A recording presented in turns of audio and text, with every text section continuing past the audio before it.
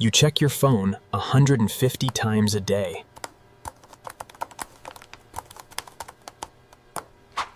You don't remember deciding to do it. Your hand just moves. But the real answer for why is far stranger than any app or algorithm. It starts 80,000 years ago, around a fire in the dark.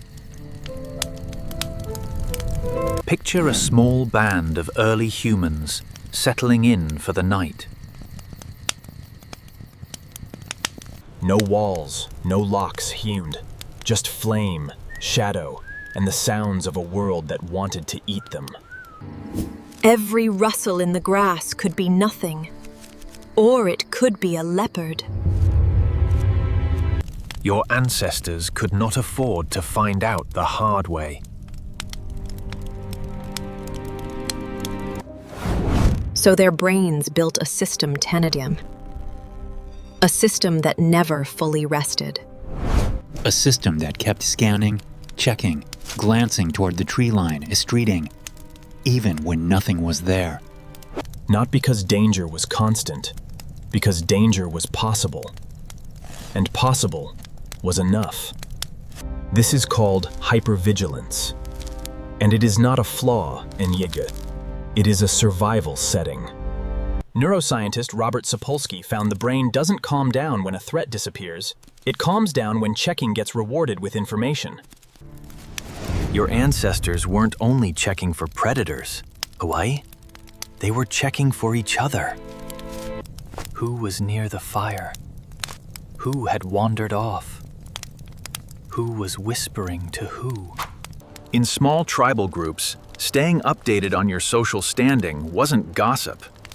It was survival. Falling out of favor could mean losing food, protection, shelter. Anthropologist Robin Dunbar's research on grooming behavior showed constantly checking in, through touch, glances, small exchanges, released a chemical reward every time. A tiny hit of relief. A tiny hit of belonging. Multiply that checking behavior by every waking hour for hundreds of thousands of years, and you get a brain that is not built to check once and relax.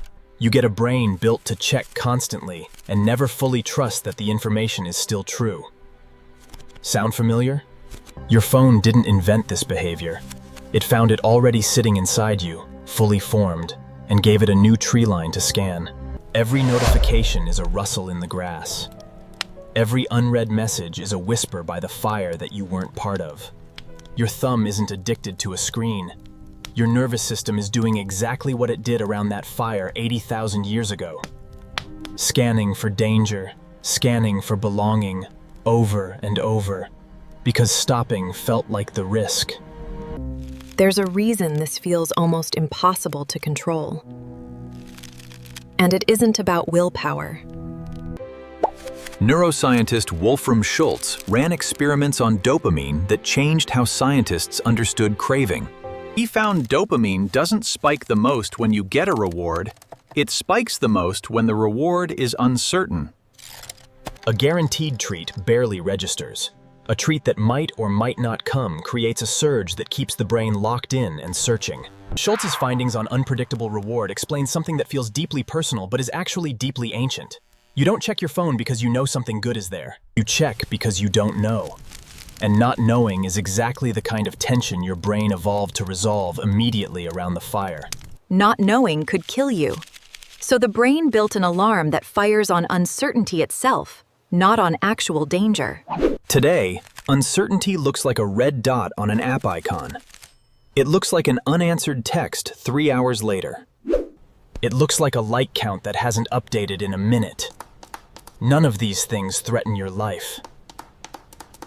But your nervous system doesn't have a separate wiring diagram for real danger and social danger. To your ancestors, they were often the same thing. Being excluded from the group in a world with no supermarkets and no locks on doors was quite literally life-threatening. Your brain still treats social uncertainty with the same urgency it once reserved for a predator in the brush. This is why ignoring your phone can feel physically uncomfortable. It isn't in your head in the dismissive sense. It's in your nervous system, in the very real sense. You are running an ancient alarm system on modern hardware that was never built to be quiet.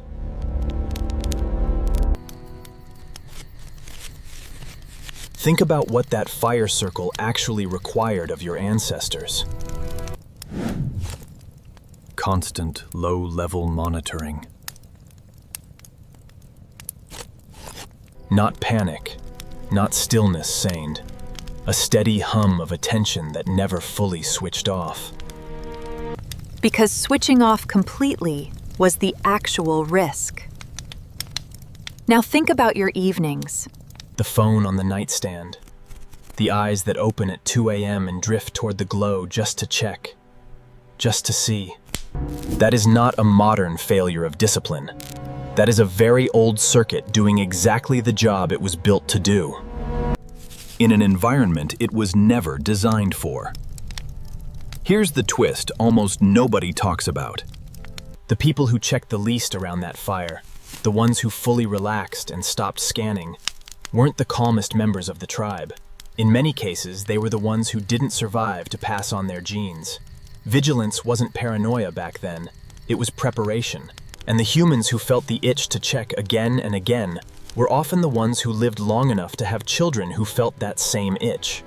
You are quite literally descended from the checkers, which means the impulse you feel right now, the one pulling your eyes toward the corner of a screen, even while reading this, isn't a personal weakness. It's an 80,000-year-old inheritance running exactly as designed. The difference is the fire circle had an edge. Eventually, the tribe went quiet. The threat settled. The checking had natural limits because the world itself gave the brain a rest. Your phone has no edge.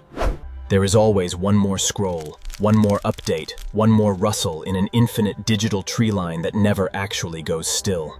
The ancient system was built for an environment with boundaries. It's now running inside an environment engineered to have none. That's not a coincidence, it's a mismatch.